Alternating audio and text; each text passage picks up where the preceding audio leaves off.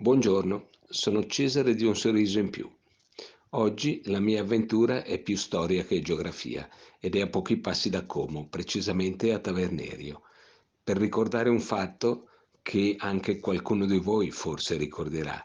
Io avevo 4 anni e mezzo e mio papà me lo raccontò. L'8 novembre del 1951, alle 18 precise, dopo oltre un mese di intense piogge, dal bosco sul versante destro del Cosia si staccò una frana che interessò il terreno superficiale, ma per una vasta zona, e 48.000 metri cubi di materiale si riversarono nel torrente, travolgendo 2 cascine e formando una diga di un lago.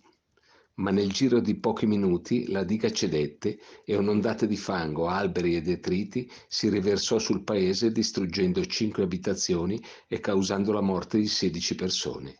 2 bimbi non furono più ritrovati e qualche corpo fu ritrovato nel lago. Sul ponte un cartello che ricorda l'evento.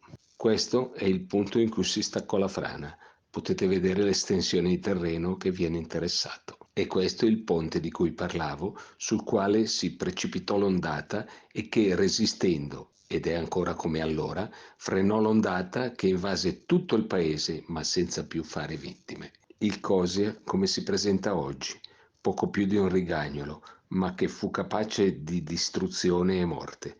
Alcune case sono state ricostruite proprio sulla riva dove l'alluvione le distrusse.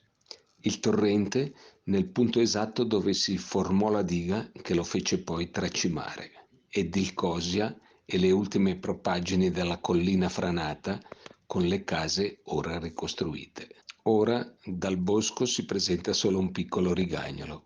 È la Cosia, come veniva chiamato allora al femminile, chissà perché. Il luogo della diga vista dal bosco, nell'ultima parte verso il torrente, è molto scosceso. Dal basso verso l'alto i canali formatisi durante la frana e la stessa zona del bosco dall'alto verso il basso. Su tutta l'area della frana venne presto ricostruito un bosco con querce rosse, allora molto disponibili ed ora cresciute e molto belle. Questa è la strada rurale che attraversava il bosco e che venne spazzata via. Fu subito ricostruita e pavimentata in sassi dal genio militare. Dagli abitanti di Tavernerio furono anche costruiti muri a secco per trattenere il terreno rimasto per paura di nuove frane.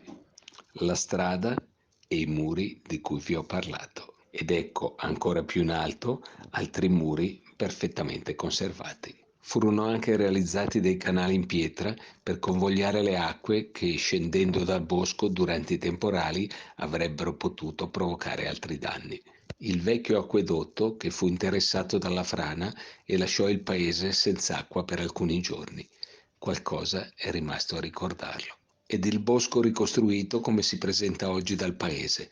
Allora, al posto delle case che vedete, c'erano solo campi. Il paese vecchio era tutto intorno al Cosia, che quel giorno lo tradì.